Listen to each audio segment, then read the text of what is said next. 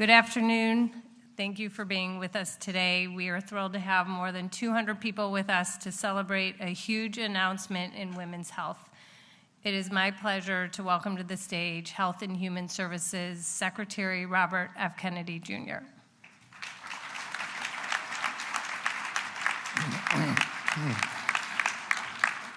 Good morning, everybody.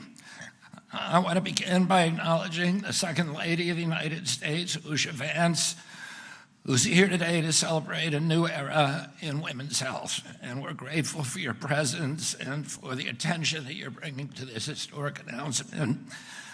I also want to recognize Secretary of Labor, Lori Chavez de Reamer. And thank you again for standing with us. And a big hello to my friend, First Lady of West Virginia, Denise Morrissey, and thank you for being with us today. I also want to recognize my wife, Cheryl Hines, and my daughters, Kat and Kik, who are here. For more than 2 decades, the American medical establishment turned its back on women.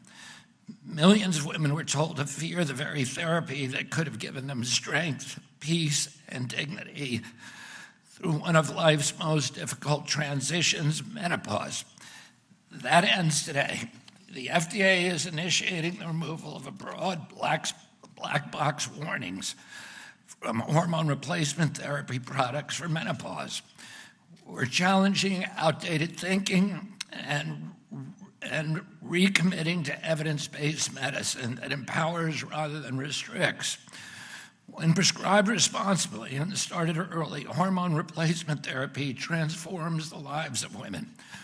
Hormone replacement therapy has been found to reduce the risks of cardiovascular disease and mortality by as much as 50%, Alzheimer's disease by 35%, bone fractures by 50 to 60%, as well as reducing cognitive decline and all-cause mortality. In other words, extending the lives for as much as 10 years. It helps women sleep better, think more clearly, and live fuller, longer, and healthier lives. In short, it restores balance, not just hormonally, but emotionally and physically.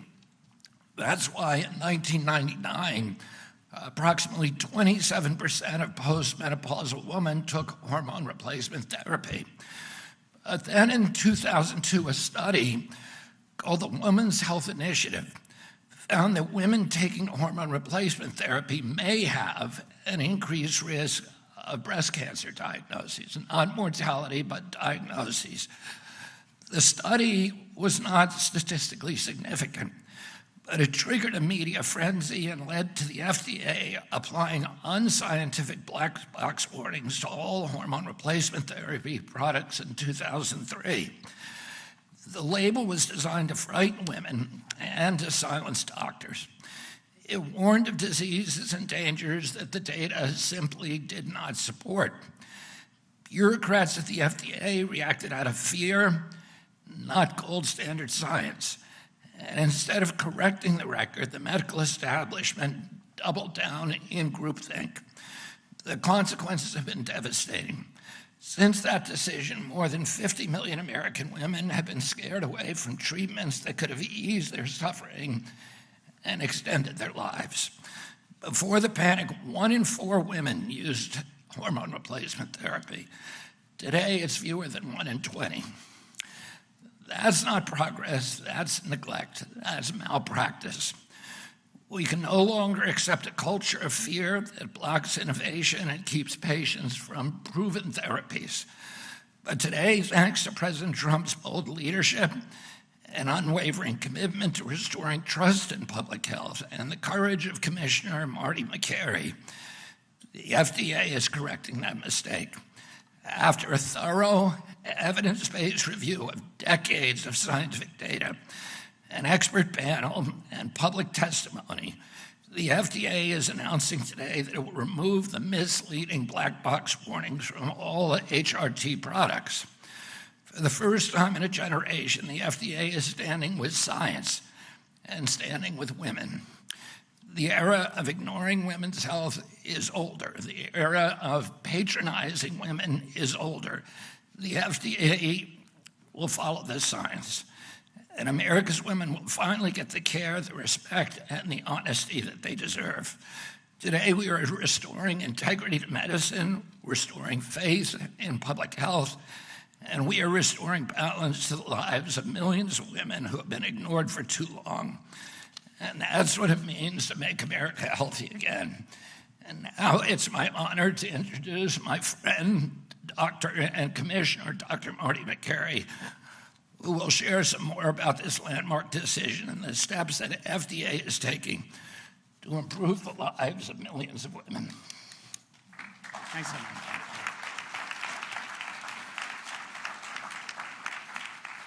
Thank you, Mr. Secretary. Always an honor.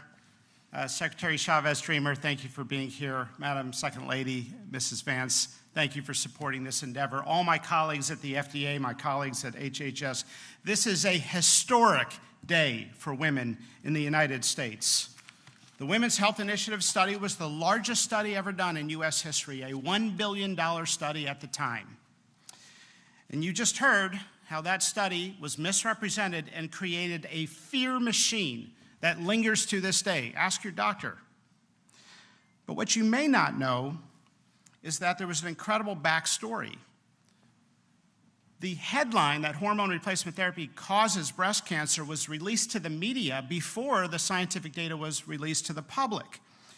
A week later, once the data was published, some of us looked at it and said, this is interesting. There's no statistical significance in the increase in breast cancer. If we don't have statistics, then we don't have science.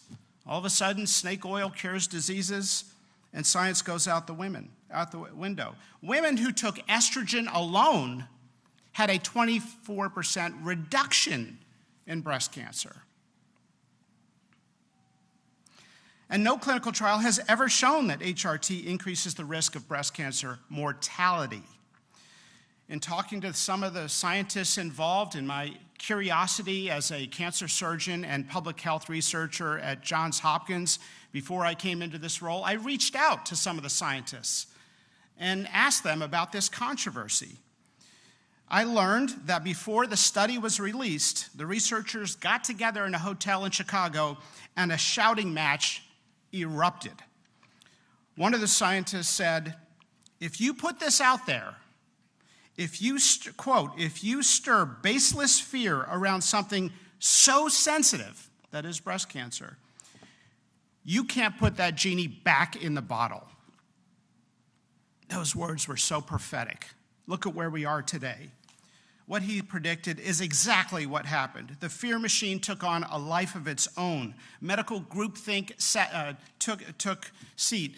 Just like the medical groupthink that told us opioids were not addictive for 15 years, like the medical groupthink that said kids should avoid peanut butter until they're age 3 to prevent peanut allergies. It turns out it increases the risk of peanut allergies with avoidance in the first 3 years. They got it perfectly backwards. Like the groupthink that saturated fat causes heart disease directly. For 50 years, we got that wrong, ignoring the role of refined carbohydrates.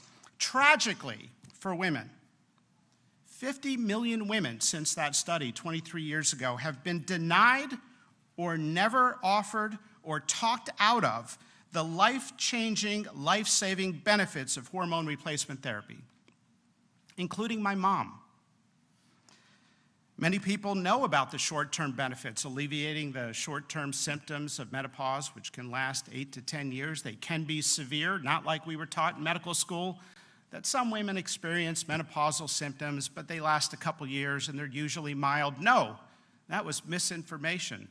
The symptoms occur in over 80% of women. They last on average 8 years, and for many women, they are severe, even debilitating. Mood swings, night sweats, weight gain, hot flashes, divorce. By a large body of evidence, there are now recognized to be profound long-term health benefits that few people, even physicians, know about. A large body of evidence. The reduction in risk of Alzheimer's that's been suggested in one study. But let's just talk about the risk of bone fractures going down 50 to 60%. This is New England Journal level of medicine evidence. a woman who makes it to age 80 has a 1 in 3 chance of having a hip fracture. It is avoidable with a risk reduction of 50 to 60%, and so we're hammering rods in a woman's hip as a part of an operation for a condition that may have been avoidable. We don't talk about this issue as much as we should. Let's just cite the data on heart disease. More than, in the journal Cancer, I'm going to hold it up right here. In the journal Cancer, 3 years ago, they concluded that more than 40 observational studies show a consistent 30 to 50% reduction in coronary heart disease in HRT users compared to non-users.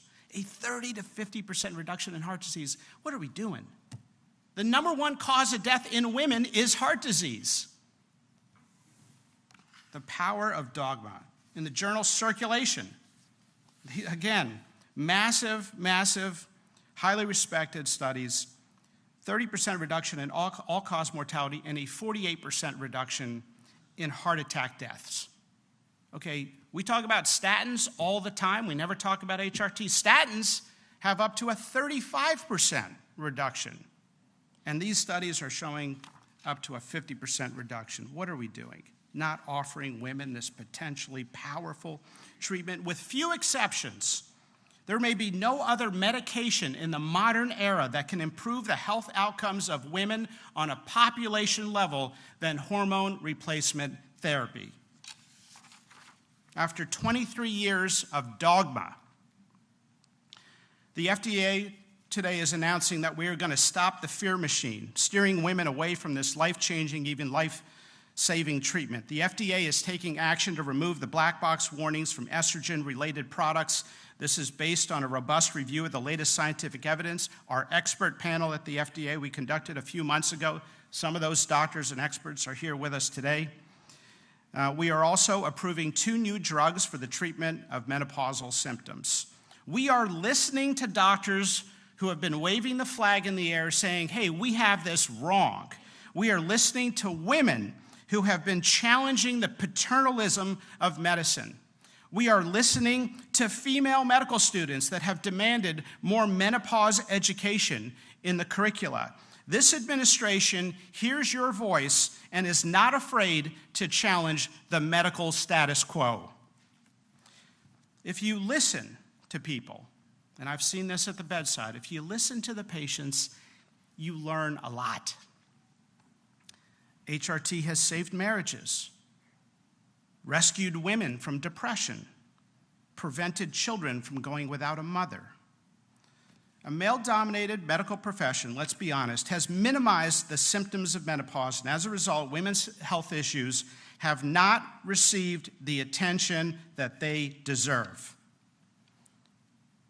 More than 80% of women have notable severe symptoms lasting up to 8 years. How could the medical establishment get it so wrong for so long? That's the power of groupthink. Women deserve the same rigorous science as is used for men. We don't believe in medical dogma. We believe in evidence, science, patient choices, and restoring the doctor-patient relationship. And the way we do that, and we talk about this all the time in the Secretary's office, the way that we restore the damaged public trust is by showing some humility. So with that, I want to thank everyone who's here, including the FDA scientists, Christine Wynn, Janet Maynard, and so many others. Sarah Brenner, my deputy commissioner, is now going to come up and give some comments. Thank you very much. Thanks, Marty. Good job. Excellent. Thank you, Dr. McCary. So we have come a long way since our roundtable earlier this year at FDA. I would like to consider today our arrival at the start line, not the finish line on this issue. The start of a new era in promoting, protecting, and preserving women's health across the entire life cycle. For decades in medicine, understanding and addressing the differences between women's and men's bodies has been deprioritized. The unique physiological changes and needs of women have either been steamrolled or ignored. Menopause is not just a medical term. It's a deeply human and vulnerable experience. Like puberty, menarche, the phases of the menstrual cycle, pregnancy, postpartum, and lactation, Menopause touches every part of a woman's being. Her body is literally changing through each phase of life. This is markedly different than the reproductive life cycle of men, who experience puberty, adulthood, and aging differently than women, both physiologically and culturally.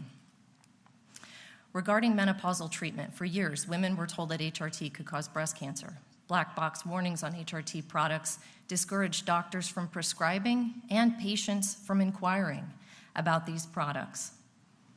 Those fears shaped decades of medical guidance, family decisions, and FDA policy.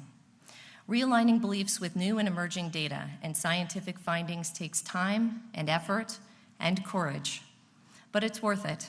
We must encourage ourselves and others to be open-minded and seek an honest evaluation of where conclusions from the past may have been wrong and how we can evolve our understanding and practices moving forward.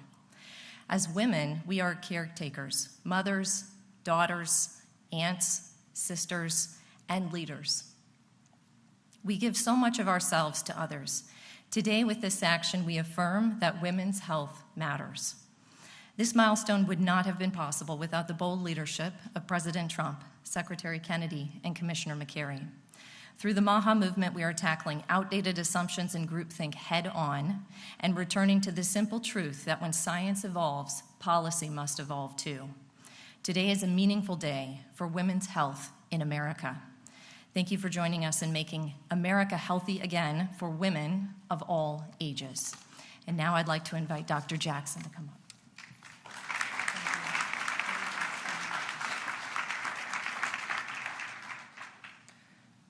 Today, we have the opportunity to add up to a decade of healthy years to the life of every woman that you love. The science is clear. Hormone therapy is safe and effective, and it is hugely beneficial to the vast majority of women when properly timed. When a woman goes through menopause, she becomes 2 to 3 times more likely to develop Alzheimer's than a man. Cardiovascular disease becomes her #1 killer, taking 8 times more lives than breast cancer. She's more likely to suffer from debilitating bone fractures, muscle loss, depression, and metabolic disease. Menopause shortens women's lives. Today, that changes. The black box warning on estrogen, a label based on the flawed, overgeneralized, and misinterpreted WHI study, kept tens of millions of women from accessing this essential hormone. Women have endured sleepless nights, derailed careers, painful sex, broken bones, and a loss of well-being, all because the science was misread. Estrogen isn't just about ovaries. It is just as much about the brain and its impacts on every organ in a woman's body. When estrogen vanishes, a cascade of disease and aging begins. A preponderance of data now shows that estrogen, when started early, acts as a protective shield for the brain, lowering risks of memory loss, mental health decline, and neurodegenerative disease, even Alzheimer's. It improves metabolic and immune function, reduces cardiovascular disease, diabetes, and fracture risk. Estrogen is one of the most effective longevity interventions for women. And yet, we have told women and their doctors the exact opposite. Tens of millions of women have suffered. They will never get those years back. But we can transform the future. It is time for American healthcare to catch up to American science. Secretary Kennedy, Dr. McCary, thank you for your leadership and your courage. And to the researchers, clinicians, and advocates who have worked relentlessly for this day, this is your win. Today is your day. Thank you.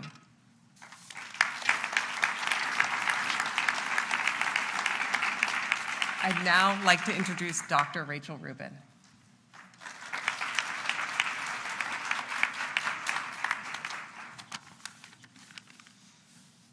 Wow. Those of us who see the impact of urinary tract infections on women's lives are thrilled with these long overdue label changes. You see, when hormone levels decrease, it can lead to urinary frequency, urgency, pain with sex, and recurrent urinary tract infections. We call these symptoms the genitourinary syndrome of menopause, or GSM. Urinary tract infections are not just uncomfortable, they also cost our healthcare system billions of dollars and cause serious health consequences to the people we love, like sepsis and death.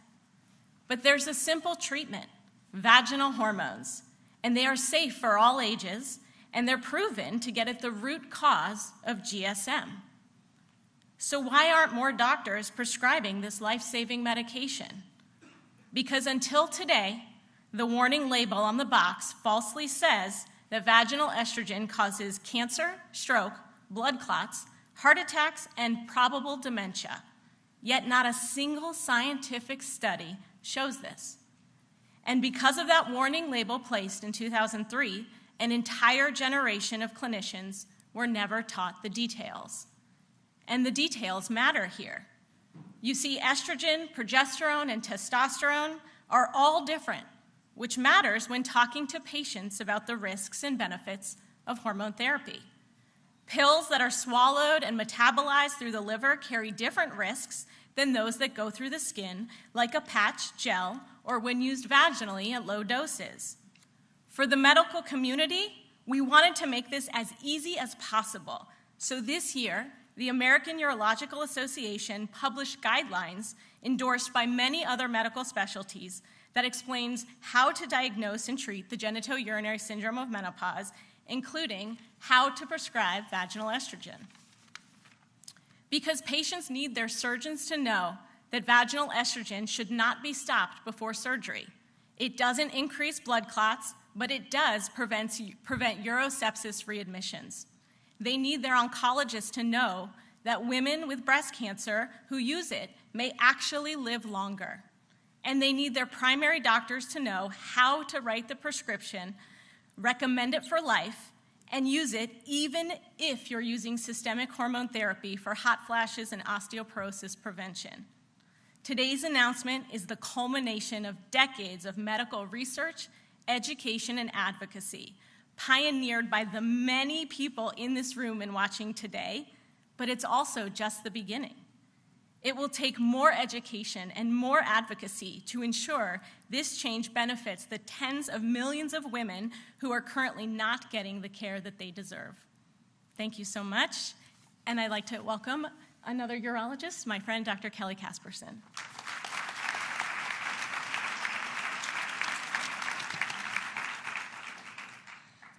Distinguished guests, colleagues, and leaders, today marks a monumental shift in women's health. The FDA has finally acted to correct decades of misleading guidance. As a surgeon and advocate, I stand here for the 80 million American women over 40 whose health has been shaped by misinformation instead of fact.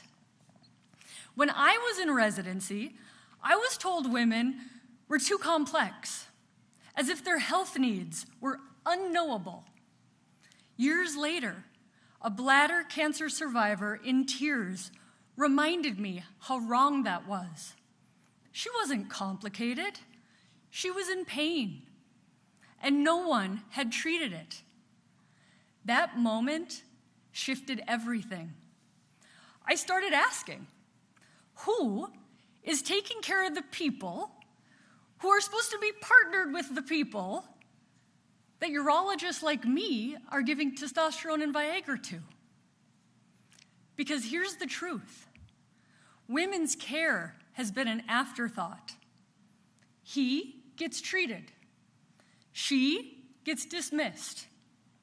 Families fracture. It doesn't have to be this way. Estrogen is FDA approved for osteoporosis prevention, premature menopause, and several symptoms of menopause. And while 80% will experience symptoms, only 5% receive treatment. If a patient does get a prescription from her doctor and brings it home, nearly 1 in 3 will never use it because of the fear created by the incorrect warning label. Today, there is hope. Evidence now outweighs inaction. The FDA's decision to remove the boxed warning is not just regulatory, it's revolutionary. What happens here will be followed in other countries too.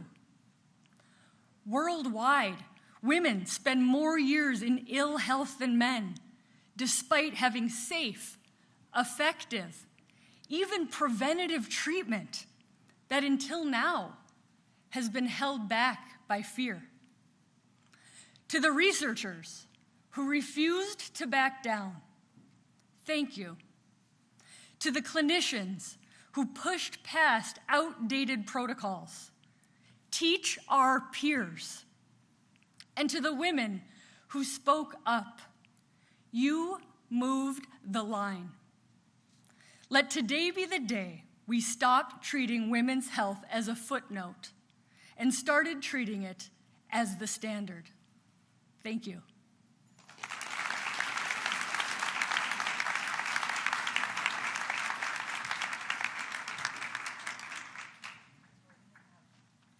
Secretary and Marty here, and then you guys flanking on the other side of the podium. Great. You guys come on up, and then we're going to get a picture, and then we'll take some questions from the press. You guys step up.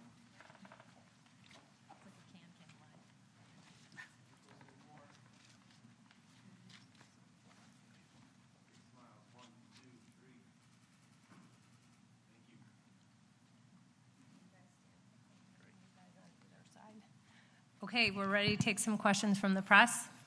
Yes?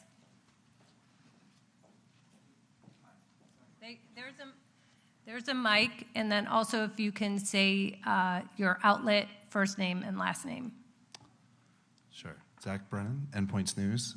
I guess I'm curious as to how you can assess the extent to which women weren't able to access HRT because of the black box warning, and how removing this warning is going to increase the uptake of the therapy.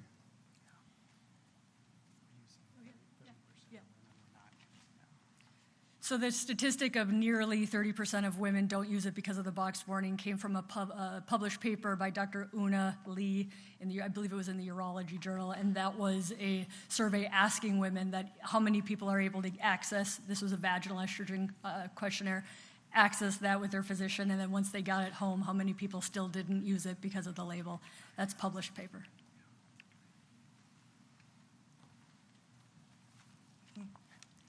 Sarah Overmall from CNN.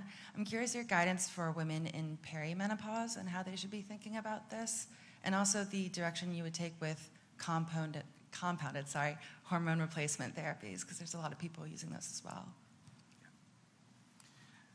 We are sticking with our philosophy that the government is not your doctor.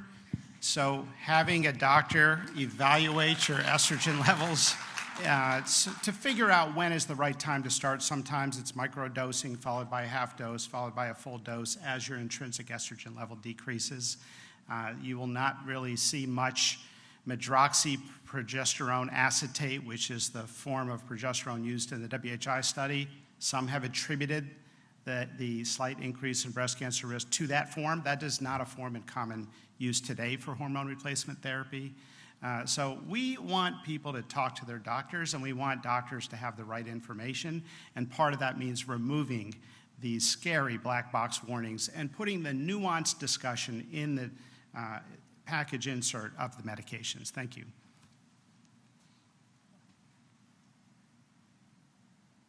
Harrison Waters, World News Group. Will there be any difference in handling bioidenticals to the synthetics for HRT?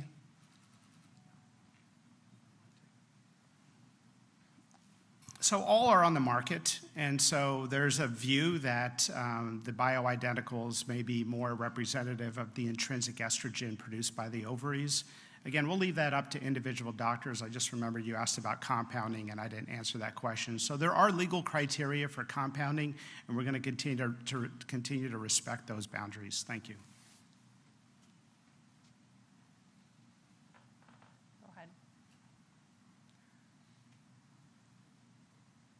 Hi, Terry Young for Medscape. Have the companies agreed to do this yet? Have you worked with them? Do they have control of the label in the end? What have those discussions been like? The companies are, generally speaking, very excited when the FDA tells them you can remove a scary warning on your product. So the process, just so you know, is that we had an expert panel. This is something I had an interest in from previous research. We let the experts express their opinions, some of whom are on stage today. And then we have our subject matter experts at the FDA do an incredible comprehensive review of the literature. The conclusion of that review was a recommendation to remove certain black box warnings. That recommendation was presented to me. I accepted it, and that makes it final. So we are letting the public know. Now the companies will reprint and accept those label changes. Over here, do we have a second mic? Hi, Tiffany Ryder, Red Flag Media. I practiced in emergency medicine, and it is insane how much dogma there is and how long it actually takes for recommendations to get down to the clinician level where clinicians are actually comfortable prescribing things as we should. Is there a campaign to encourage clinicians to move away from the dogma, even though the science has been clear for, as you stated, many years now? Rachel, do you want to say something about that? So this is so important because in 2019, the American Urologic Association has recurrent urinary tract infection guidelines that say give vaginal estrogen, it prevents UTIs. And I found that no one did. No one read them, no one started writing prescriptions. So you can see, I got onto Twitter and social media and I got loud. And we have really inundated social media with a campaign of why this is important. And even a published paper just came out recently that showed prescription rates are increasing. Google searches are increasing for these vaginal hormones, which your great-grandmother in the nursing home can take to prevent UTIs. And we are seeing, we've published in the emergency medicine literature, and we both advocate, we publish, we research, and that's what's moving the needle. And so it is taking time, but people are getting loud, the public is getting loud, and I actually think there's a lot of hope here. Awesome. Thank you. Right up here.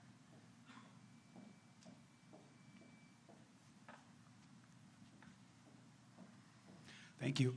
Arthur Jones II, ABC News. Commissioner McCary, you talked about how this is a medical breakthrough for women, but why is this a medical breakthrough and not just the updating of guidance today? And also, you also talked about 2 new drugs for menopause. Can you expound on them a bit? Sure. So we have a generic form of Premarin, which is a combination therapy that the FDA just approved. And one of the giant goals of President Trump and this administration is lowering drug prices for everyday Americans. It is a health reform. It's not packaged with a bow from Capitol Hill, but it is a meaningful health reform that actually addresses the 2 root causes of our affordability crisis. The cost, the price of goods and services, and the health of the population, something we're focused on. And the other medication is a medication that is specific to the treatment of a menopausal symptom. There's already one out called Veoza. This is another product that also directly treats menopausal symptoms. And that's important for women who can't take estrogen because there are contraindications. I do think, to your first point, it is both a medical breakthrough and a guidance change, and we want to see the community talk about the evidence at the level of the evidence. So thank you. Right there. Hi, Matt Perrone, AP. Thanks for taking questions. Commissioner McCary has been passionate about this issue for a long time. I think the first chapter of his most recent book was about this topic, if I recall. But to what extent does this reflect FDA scientists and consensus among the rank and file? Was there a process reconsidering the label before you arrived there? It wasn't the first chapter, but I have written on this topic, but thank you. Look, people have felt demoralized in this field. We've made almost no progress in assessing the evidence for years. And so they did an independent review and were enthusiastic to recommend label changes. And those are the individuals I mentioned. We'll have an article with those scientists at in the Journal of the American Medical Association, our top #1 circulating medical publication in the world. I think there's a couple other pieces coming out. We want to get the word out there that there is a nuanced message here. Most women are great candidates, and there are profound long-term health benefits. It's not just to treat night sweats and difficulty sleeping. Thank you. Okay, one more question right there. Hi, Luke Zarzecki with Inside Health Policy. Going off of that question, why did FDA choose to have an expert panel instead of an AdCom meeting, which is usually the procedure? Because AdComs are bureaucratic, long, often conflicted, and very expensive. So we can have an active, robust discussion as a group of medical experts spontaneously, and so we're doing more of that. We're doing both advisory committees, following the long FACA process of the government, and we are also convening experts to say, speak your mind passionately, state your conflicts of interest if you have any, speak your mind passionately about an important topic in medicine that is not being talked about, that needs to be talked about. And this was one of those panels. As you know, we also had a similar forum on SSRIs in pregnancy. We had one on cell and gene therapy. So we're going to continue to have those. It allows us to have a robust debate without all the bureaucratic barriers. Thank you. Thank you so much for coming today.